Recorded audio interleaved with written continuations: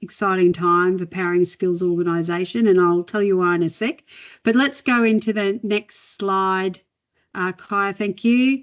Powering Skills organisation acknowledges traditional custodians of country throughout Australia and their connections to land, sea and community. We pay our respect to their elders past and present and extend that respect to all Aboriginal and Torres Strait Islander people today. I am in Brisbane in Turrbal and Yagara country. If you wish to acknowledge your own country that you are listening to this today, please pop it in the chat. It's great to see people from all over Australia in different areas in this, living on this very lucky country we live in and the countries that you are on today. Next slide, thank you. So exciting. If you follow us on our socials, you will have seen that we've been pretty active in the past 48 hours.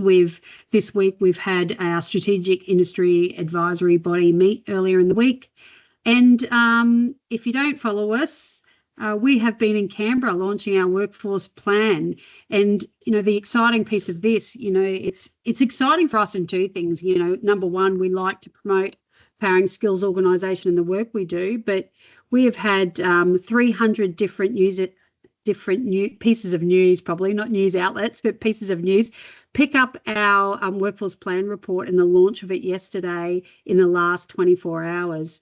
And, you know, I think what that shows for us as an industry and the people on this call as an industry is that there are people listening out there and do hold what we're trying to do here at PSO and what you are trying to do as our stakeholders as in high importance for the energy future of Australia. So that is really great news. Today, we're going to show you a bit of the workforce plan report. We're also going to show you a new and improved data dashboard. Our website has in it, if you go to a link in our website, a data dashboard. We've actually expanded that. There is new and improved information on there. So please go to our data dashboard. You know, there's a lot of ways we can use it. We'll demonstrate some of it today. It's really exciting. Christina Bradley is going to give a bit of a training product development update. Just could you place yourself on mute if you haven't already so we don't get that feedback and you let all your secrets out to us on this call. Then we're going to have Kurt Hopkins give a bit of a policy update, and then Lisa Harmer will just give you a bit of overview from events. So we've got a really great agenda here today. We've got a lot of information to give you. Please, as before, at any time, if you have a question, please raise your hand or put it in the chat. We've got a team here who can answer a lot of the questions straight away. So if I can say to the team at PSO, keep your eye on the chat. If there's some questions come up, look to answer them so we can really get on top of it. Otherwise, please raise your hand and we're happy to hear them as well. Let's go to 2025 Workforce Plan update, and I will hand over to our Workforce Planning Manager, David Thornhill. Over to you. Good morning. Hopefully everyone can hear me. I was just having some little tech issues as I got onto the call, but should be all resolved now. So yes, as Vicky said, my name is Dave Thornhill. I'm the Workforce Planning Manager with PSO. Now, you will probably hear me overuse the word proud today, but we are extremely proud to announce that the 2025 Workforce Plan is available now on our website. As Vicky said, this was launched officially yesterday from Parliament House in Canberra at an event that was attended by the Minister for Skills and Training, Andrew Giles, members of our board, as well as invited guests from industry, training sector, representative bodies and unions. So just a really incredible achievement for the team here at PSO and really just a crowning moment, I think, for all the effort that PSO has put in over the last few years since its inception. So this is the third iteration of our workforce plan, and I can confidently say it's our most comprehensive by far. But really, we couldn't have gotten there all by ourselves. So if we jump onto the next slide there, you can see that this plan is the product of listening. It's the product of listening to over 280 organisations from across the country, from industry, training providers, unions, governments, research bodies, community voices, as well as workers and apprentices themselves. And through this long engagement process, we gathered over 3,000 comments from these groups that really added to the richness of this plan. And through that, we also captured more than 100 proposed solutions to tackle the challenges that we face as an industry and as a sector. As well, this 2025 workforce plan was informed by feedback from our previous workforce plan, which really informed the structure of the document. So we've not only in this plan looked at the occupations within the energy sector, but also the subsectors and also specific jurisdictional content as well. So this has resulted in a really comprehensive final product that we hope will bring, or actually we already see it's bringing great value to government and industry and our stakeholders right across the sector. And it's going to be shaping PSO's future activities in both the short, medium and long term as well. And there's already projects that we are kicking off that are coming out of this workforce plan.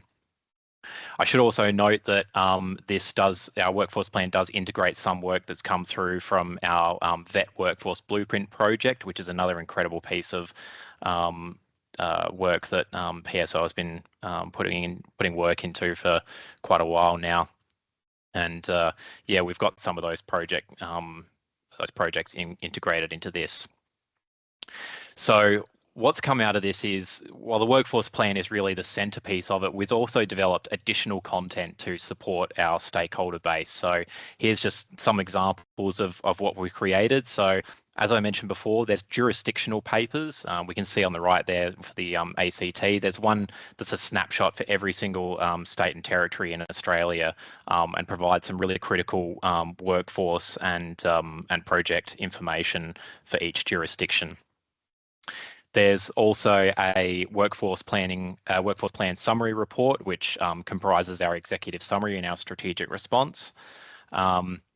As well, there's a suite of dedicated content available on our website, including some really compelling case studies and some key insights drawn directly from the workforce plan.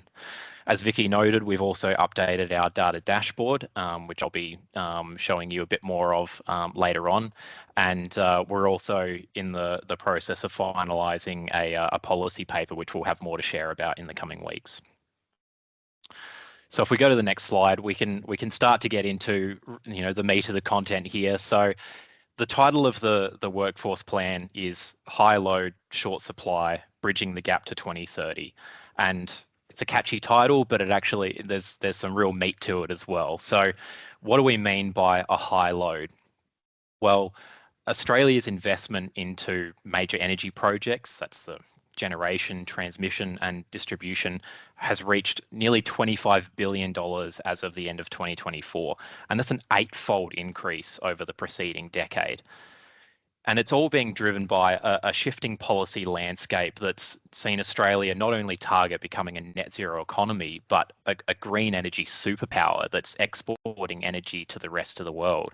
And there's been that huge demand for energy infrastructure for residential construction, as well as the incredible commercial demands that are coming through from AI data centers and broader electrification projects that are going on. But as we can see on the right, it's only tipped to grow. So this is a graph from the AEMO, the Australian Energy Market Operator, and their integrated system plan, which shows that out to 2050, Australia is predicted to triple the energy output, with so much of that coming from rooftop and utility solar, from onshore and offshore wind, as well as from hydro projects, biomass, flexible gas. It's really a complete transformation of our energy infrastructure, and all of this is going to require an equally large investment in workforce to build, maintain, and operate all of these projects. But that brings us to the second part of our title, the short supply. So if we go to the next slide, what do we mean by short supply? Well, We've seen really strong signs of momentum in the growth of our energy sector workforce. Our energy trades workforce has grown to more than 300,000 workers, which is a 20% increase since 2010. We're seeing increasing demand for energy apprenticeships, which we've now reached a record number of apprentices in training, around 55,000 as of the end of 2024. And really great to see that that's included unprecedented numbers of women and First Nation peoples taking part in that. But amongst some of our critical energy trades, there's been persistent shortages nationwide and at the state and territory level for over a decade. I mean, we can see from this table on the left, really critical skills: electricians, air conditioning, refrigeration, electronics trades workers, distribution, transmission, engineers. And although it says there's no shortage of draft person and technicians, I'm sure there are differing views on that from people across the industry, and that we go into that in detail in the report, what that really means and what the implications of that are. So there really is, just to meet that huge investment, a huge growth in our workforce required, and we really do need to be able to tackle these shortages. But at the same time, it's not just the scale of our workforce that's the only issue. We've also seen persistent skill shortages, particularly in areas related to renewable energy and emerging technologies. So really what we're seeing is a workforce that's not keeping pace with the technical and the soft skills that's required for this transition, but also what comes after the transition. So we can see on the right there's some data from a survey of employers who have recently advertised, and for electricians who are applying for job vacancies, we can see that 2 out of 3 qualified electricians are actually being deemed not suitable for the role. And that's showing us that even among qualified, licensed, work-ready candidates, people are being, they're being knocked back. And the key driver of this really appears to be a shortage of specific skills or capabilities, and that's likely related to, in part, to clean energy technologies. So together, these and other data points, which we go into greater detail in the report, show that we really are in the midst of both an occupation and a skills shortage. And this is really significant for PSO and for workforce planning, as these issues don't often occur at the same time, and it really does amplify the complexity of the challenge that we're facing. So if we go to the next slide, but one thing I always like to say is that this kind of data is just the start of the conversation. It's not the end of the conversation, because when we understand the challenges, the role of PSO is then to start to address them. So through this workforce plan, PSO has developed a strategic response to tackle these challenges. And it's been developed in consultation with industry and with the training sector as well, and our strategic industry advisory board. So we took those, 100 plus solutions that were proposed through our engagement, we reviewed, we workshopped, and we identified 16 actions to start to tackle this. And this really adds to the 15 actions that are already in the pipeline at PSO, which we detail on our website, and they're also included in our report as well. So this strategic response is designed to match the complexity of the labour market needs that are emerging, and really there's no one silver bullet that's going to solve all of these challenges. And really the advantage here is just the breadth of types of solutions that we are presenting, and that goes across 3 streams here, which is the workforce and training projects, our research projects that are going to lead to further research papers and recommendations, as well as our policy and advocacy stream, which will be working directly with the Commonwealth and with state governments to lead to positive change for industry. Now, these 16 actions take place across a variety of timeframes. So some of them were beginning immediately, and we've predicted a 12-month time frame for those. Some were predicting around about a 2-year time frame, and some up to 3 years. So this workforce plan really is setting us up for work for many years to come. So if we go to the next slide, we've identified that really overcoming the challenges that are facing the industry will require multiple success factors. So we've identified these four here: capacity, capability, culture, and confidence. Now, I'm going to use that P word, proud. We're incredibly proud of our one of our key team members here in the workforce policy and research team, Nathan St. John, who developed this framework, and he got this framework got a special call out from the Minister for Skills and Training, who said, "I'm going to take this framework and I'm going to start to apply it to other work as well." So it was a really great endorsement along there, and yeah, a really proud moment for Nathan there. So when we get into these in detail, capacity, we're talking about more workers. That's growing the number of workers through a stronger apprentice pipeline. And this means new training infrastructure, more trainers, and support for businesses and employers. Sorry, if we can just go back one slide. Thanks. So the capability, so that's ensuring that workers are skilled in the technologies and practices in the future, and that's EV charging stations, battery installations, solar farms, digital integration, all those technical and soft skills that's really required. Culture, I'm sure we're all aware that there are persistent issues with inclusivity and diversity within the energy sector. Really, we do need to transform the trades overall, but for our sector, we need to transform it to be more inclusive, more supportive, and more representative of a modern, diverse Australia. Because diversity it's not just fair, it's smart, and it really unlocks talent and innovation and productivity, and also safety as well. And the final aspect there is confidence. So that's building trust and market certainty amongst the industry, workers, and businesses to give them the confidence that this transition it's real, it's achievable, and it's beneficial for all. And that confidence in the market directly impacts the willingness of industry to invest in a sovereign workforce. So if we go on to the next slide, we can start to look at these four success factors in more detail. So when we're looking at that capacity, it goes across three key areas: apprentices, employers, and training providers. So as I said, we're already seeing that huge demand for apprenticeship positions, but we need to open up the blockers in the training sector, and as well with businesses, to allow those apprentices to really find those opportunities, as well as continuing to boost demand for trade careers. We do see huge demand, but we know there's always work to be done to increase that pool.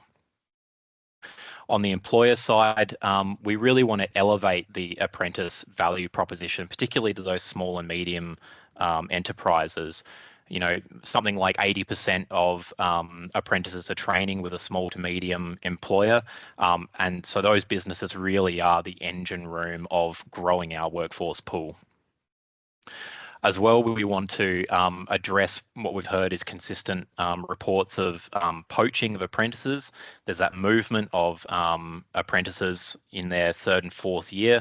They're starting first and second year with a smaller employer, and then moving on to a larger employer in their third and fourth year. So we definitely don't want to hinder the movement of apprentices and employers, but we do want to balance that out so that we're seeing fair and equitable representation across the industry. So we really want to be enabling larger projects to take on early year apprentices. As well as in the training sector, we've heard a lot about sort of the shortages of training providers, but we really do need to boost the number of trainers. We need to expand our training facilities to increase the capacity of the training sector to take on more apprentices. And as we've detailed in the past, we've heard of long wait times for apprentices to commence their training. So we really do want to reduce those barriers as well. So if we go to the next slide.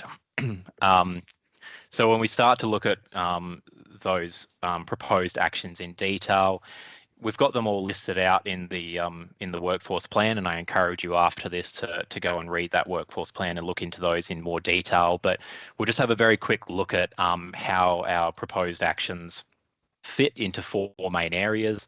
That's our policy stream, research stream, the project stream, as well as what industry can do to really address these issues. So you can see how they fit into each of those areas. And one thing I'd like to call out here is a research piece that we are looking to tackle as a priority as well, and that's supply and demand modelling. So doing some really leading work in identifying where our workforce supply really is, which has been a consistent challenge right across the industry, but also looking at where workforce demand is coming from in the future. So if we go to the next slide. So when we're looking at that capability, again, we're looking across three areas. It really is in that pre-trade area, that apprenticeship space, as well as in post-trade. So in the pre-trade, we're looking to boost foundational skills in LLN and improve school awareness of LLN requirements of vet in energy. We already have a range of projects tackling these areas, but we do know there's always more work to be done. When it comes to training packages and the apprenticeship pathway, again, we're already underway with our review of the UEE and various other aspects of training packages, but we really want to be reducing inefficiencies, ensuring that apprentices are upskilled and skilling in those clean energy units, but also better defining what clean energy skills really mean. And in the post-trade section, we really do want to establish a culture of lifelong learning, removing those blockers again to people being able to take part in vet learning, but also finding out what is the right balance of different post-trade training options and ensuring that our current workforce is able to utilise a range of different training options to really quickly upskill and deliver on this energy transition. So if we go to the next slide, you can see again how some of these come through. I'll call out here, part of the policy space is working with government to implement a CPD framework, a national CPD framework that provides consistency across all states and territories. Also working with state and territory governments to expand energy training infrastructure, looking at what are the really effective ways that we can expand energy training infrastructure, not just in bricks and mortar, but also utilising digital technology to provide more opportunities to learners. In the project space, I'll just call out as well, there's a range of upskilling projects that we already have underway with PSO, which we've discussed previously in these insights and various other forums. But we're already moving forward to increase the capacity for our workforce to take up those new skills. If we go to the next slide. So on the culture side, we know that we in this sector we do have low representation of First Nations people. We know there's low representation of women and also low representation of people from culturally and linguistically diverse communities. So right across those spectrums, we want to be looking at how can we uplift the opportunities for these different groups to take part of in the transition to net zero. So we know as well that there's greater representation of women and First Nations as well as called communities in mature age apprenticeships. So that's really a key area as well. How can we remove barriers for mature age apprentices to undertake training, but also be retained within the industry post-training, which we believe will see uplift in representation right across the industry as a result. So if we go to the next one, so you can see again how this culture piece breaks down. So we probably sort of overlooked before, but in terms of looking at encouraging uptake of early year apprentices for large projects. We also want to look at whether we can implement or encourage a policy framework to look at quotas for mature age apprentices on large projects as well, which again will lead to that uplift in representation. Another key area is looking at work health and safety reforms to support amenities and fit for purpose PPE for women across job sites. So looking forward to sharing more about that in the future as well. And we'll come to our final one, which is that confidence part. So as we said, we know that industry, when it has a clear pipeline of work, it's more willing to invest in workforce growth and development. So really we are working with the Commonwealth and state and territory governments as well to look at how we can increase that certainty, increase that confidence, which will then lead to those uplifts in apprenticeships, apprentices being taken on, as well as investment in current workforce and training opportunities to upskill. So if we go to the next slide, and again, we can see how that confidence breaks down. There's a key piece here as well, because we do know that the Productivity Commission is really looking at post-trade upskilling as a key part of Pillar 5 of a current inquiry that's going on. So there's a really great opportunity for PSO here to dovetail with that work and see how we can increase the supports for industry and post-trade upskilling and confidence in industry as well.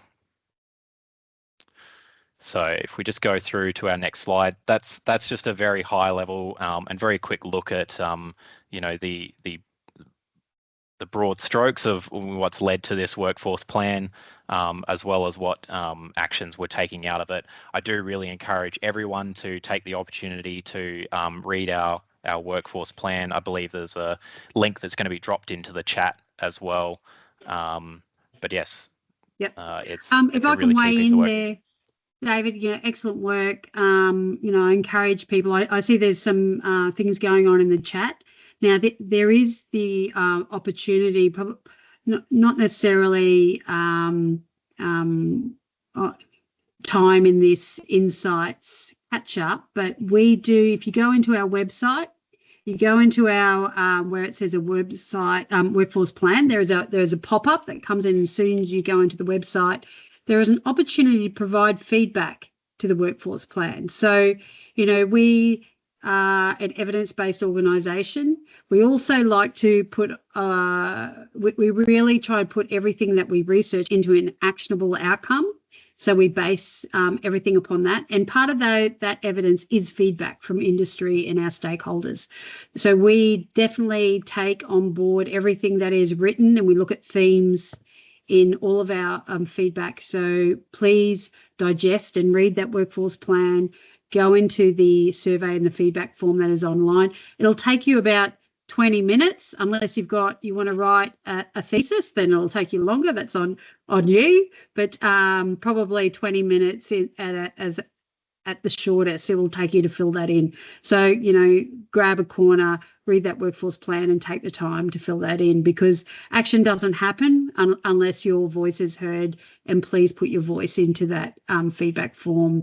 It is really valuable to us, or everyone's feedback.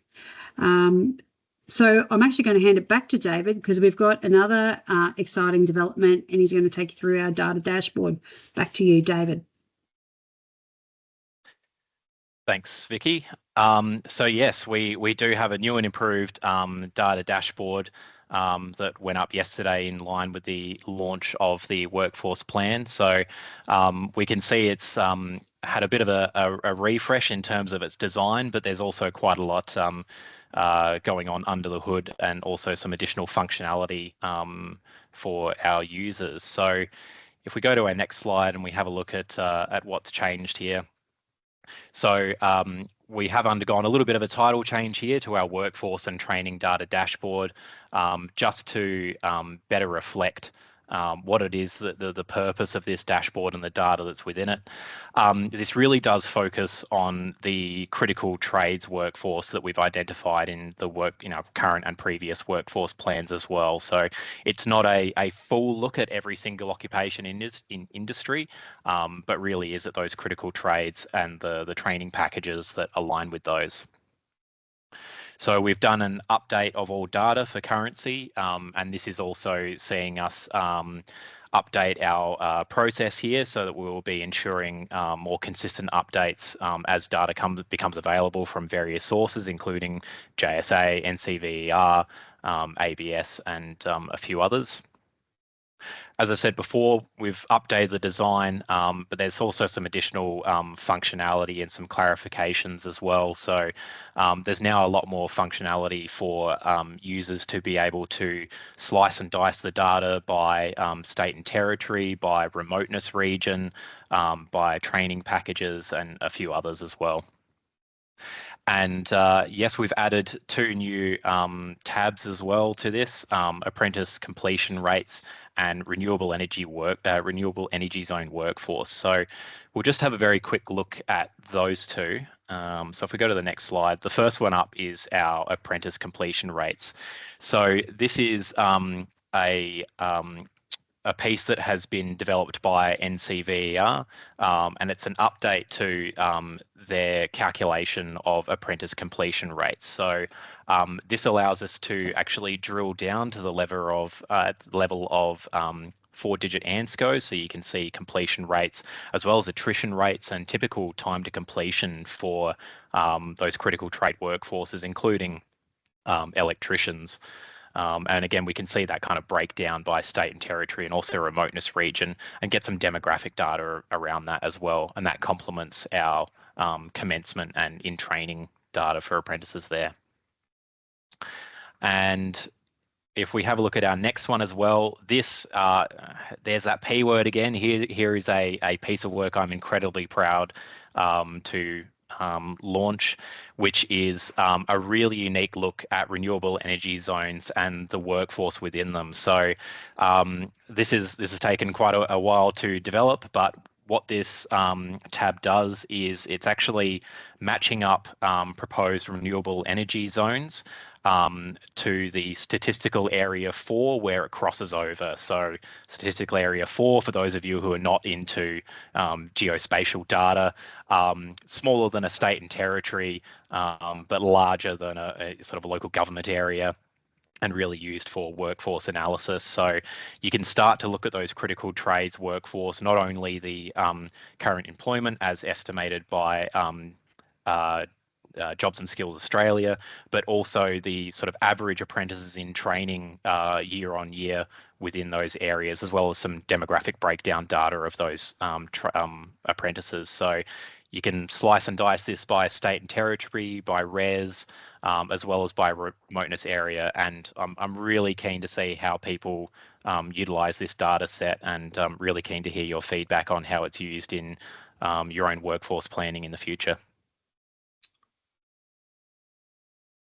Thanks, David. It's pretty exciting. That last slide with where are the apprentices training, please go in and have a look. I like how you can filter it by remoteness and the regional workforce. We're going to get more and more sophisticated in this. And when we travel and we speak to our stakeholders, that is the question: where are the apprentices?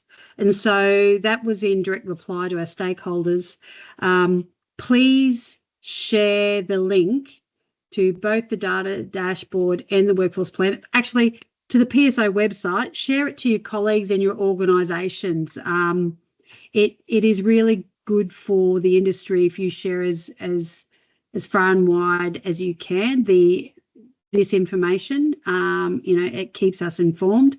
I see there is a question in the chat, a really great question in the chat from Kelly Wickham.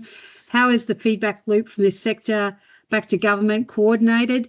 Now, we're not just an organisation who sits out on its own. We've got a working relationship with the Department of Employment and Workplace Relations. They have an energy team that we meet with every week regarding a number of things, and they have a direct lever to the Minister Andrew Giles from the government. And we have a very good relationship with him. We also are tripartite. So every table that we talk to, we speak to both unions, government, and industry.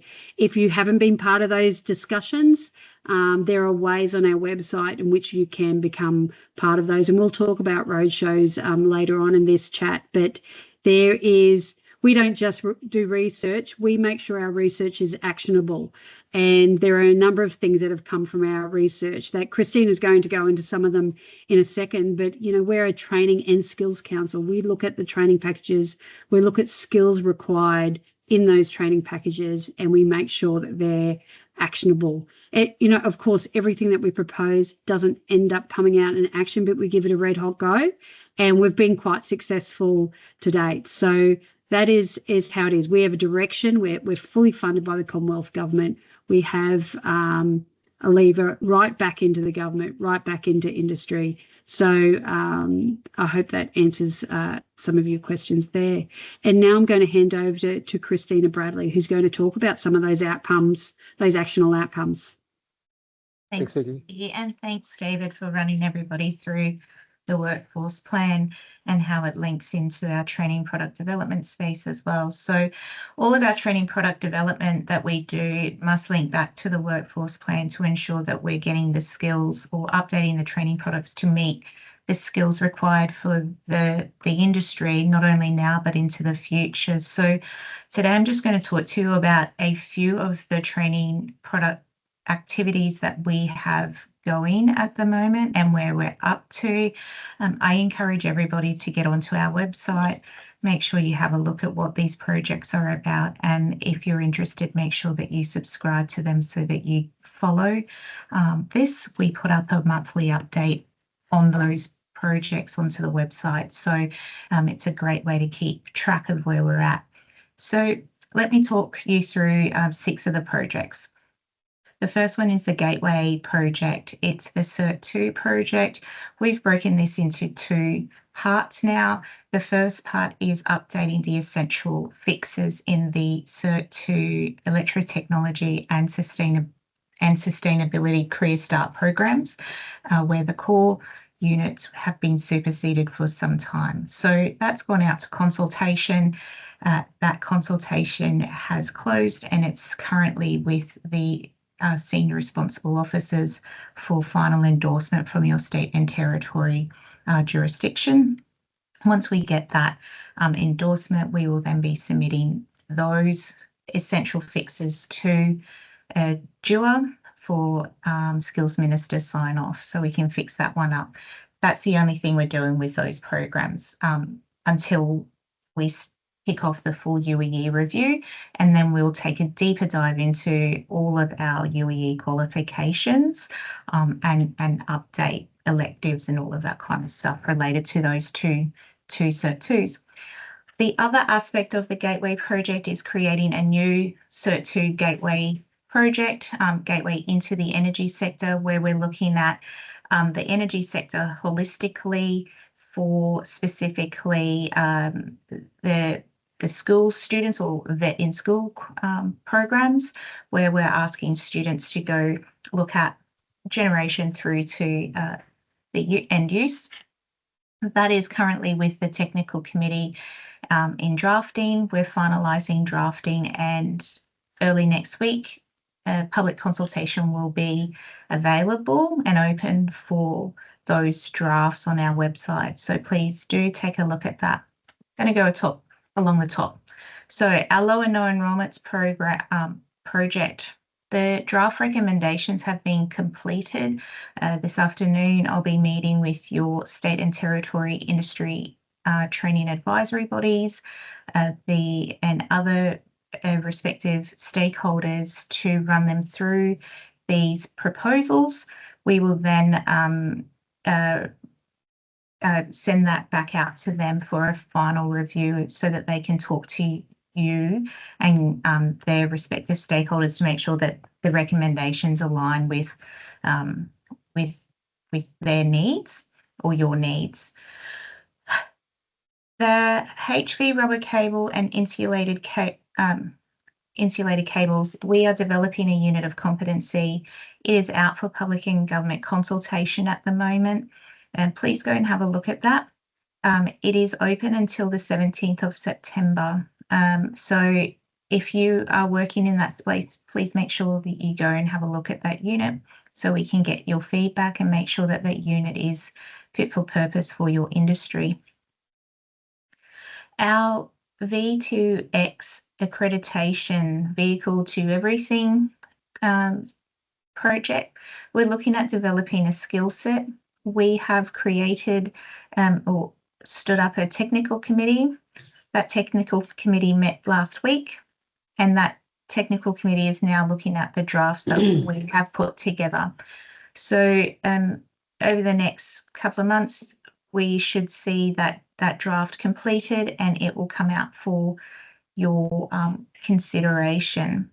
We'll move on to the mapping of the training products to regulations and licensing. So we've drafted the first part of this report, which is the mapping of qualifications, skill sets and units of competency to each state and territory's regulation and licensing requirements. It has been a massive job. I think we worked out there's over 100 different license types out there. So kudos to the team on getting that done. And a big shout out to our Victorian counterparts, because they're the first regulators, because they're the first ones to get back to us with the review. So the review or the draft report is out with our state and territory regulators at the moment and licensing groups. And Victoria, you win the gold medal for getting back to us the quickest and letting us know that we're on the right track. So that one is going really well as well. And finally, the last but not least, our UEE full training product review. We have got our technical writers on board, well, nearly all of them, and we're busily going through the desktop analysis stage of pulling down and reviewing every single training product that we have in our scope for UEE, which is roughly 700 different training products. We're looking at the enrolments, we're looking at their usage and outcomes, and whether they are currently being utilised to their fullest abilities. We have closed the subject matter expert and technical committee group nominations. They have been finalised, and we are letting our successful nominees know that they are going to be on the committee or technical committee or the subject matter expert groups. The subject matter expert groups meetings start next month, which is really exciting. We get to start looking at the actual needs of industry and how we can incorporate it into the training products. And in early October, we kick off with the technical committee as well. So we are right on track with that, which is fantastic. And on top of all of that, we've been on the side, we've been working with ARC, ERA, AMCAR. We've just closed a survey with those peak bodies for the HVAC and the R industry to understand what is needed for their programs.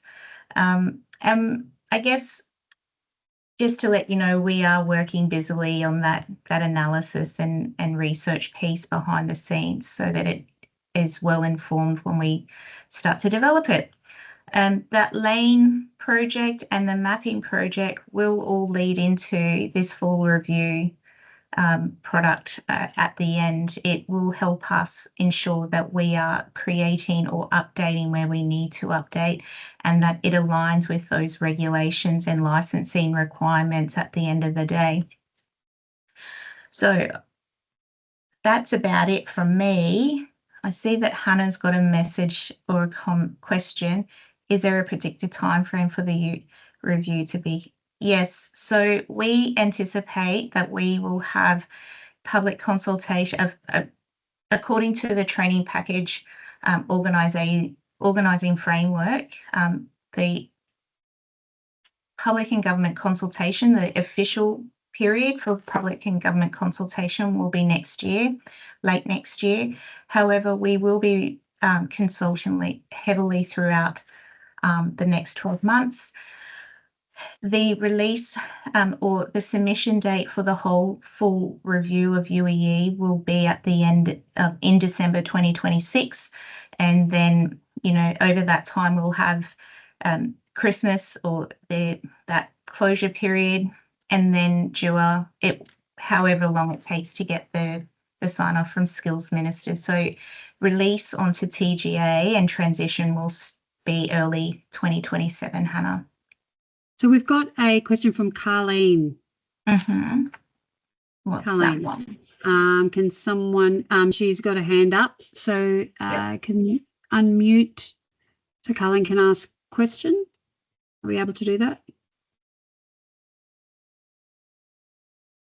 Yes, no. We're having Kyle? trouble unmuting her. Okay, Yes, Carleen. if she just unmutes herself, she'll be able to talk. Yeah, okay. Go for it. Sorry, that was an accidental push of the button. Oh, okay.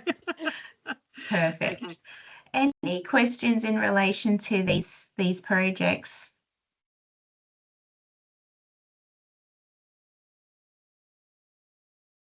Excellent.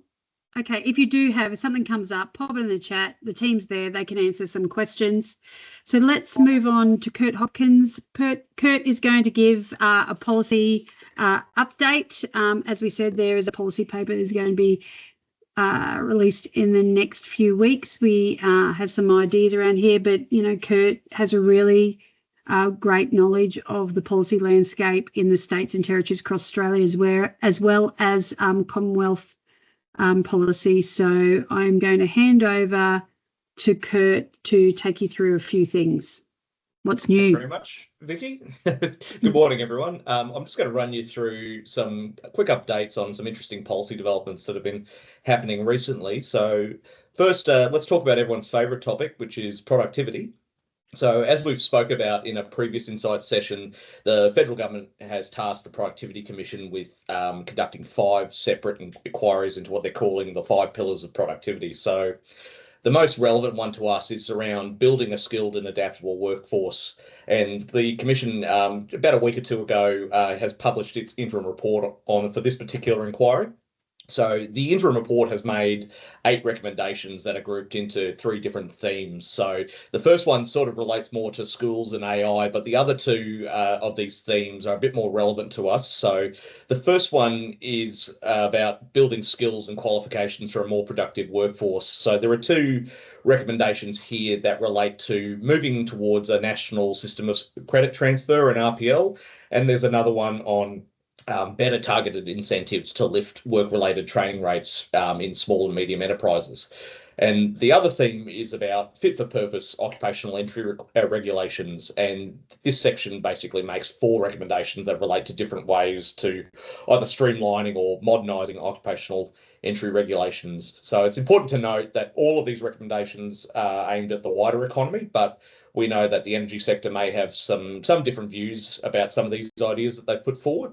So the Productivity Commission is currently conducting a further consultation round on this particular interim report. That's going to run into about mid-September. So PSO is currently going through the details of what's in this interim report, and we intend to make a submission towards this consultation based on what we've heard from industry, and especially using a lot of that extensive feedback that we collected during the workforce plan process.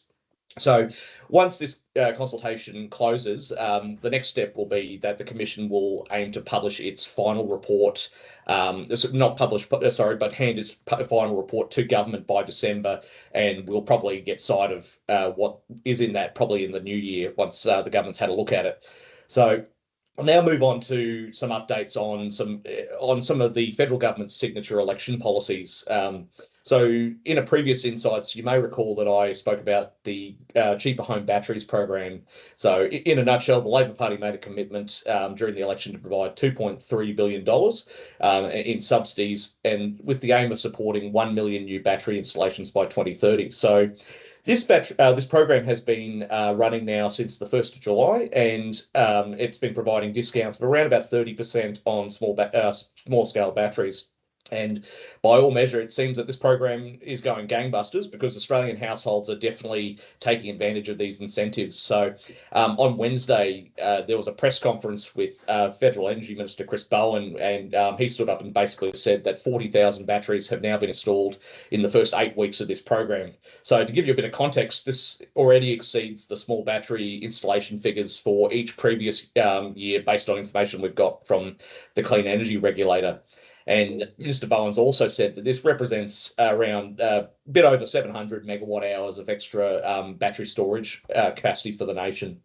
Another interesting thing to note was that the CEO of the Smart Energy Council also stood up with the minister at this press conference, and he said that their research shows that this single policy will add a further 10% emission reduction to the electricity sector alone by about 2030. So it's an incredible result, but it'll be interesting to see whether this strong demand for small-scale batteries is going to be sustained in the long term by this program. And I'll now just finally move on to another key commitment made by the Labor Party during the election, which was to reduce all student loan debt by 20%. So the Universities Accord Cutting Debt by 20% Act was the first bit of legislation introduced by the federal government in the new parliament. It's been passed, and it now does exactly what it says on the tin, and that says all student debt incurred on or before the 1st of June 2025 will receive a one-off reduction of 20%. Now, most of the conversation publicly around this policy has been about debt in relation to university student loans. However, it's really important to note that this is also reducing the debt for the VET student loan and the Australian Apprenticeship Support Loan programs. So the Federal Skills Minister, Andrew Giles, gave a bit of a summary of what this means for students and apprentices in the VET system by saying that this one-off reduction will be applied to about 300,000 VET students and apprentices, and it's worth roughly about $500 million in terms of the accumulated debt in the system for that particular cohort. And a final piece of that to keep note of is the legislation will also reduce the minimum loan repayment threshold from about $54,000 in the 24-25 financial year to $67,000 in the 25-26 financial year. So this has been framed as a cost of living measure for younger Australians. So thank you very much for your time. I'll hand over now to Lisa.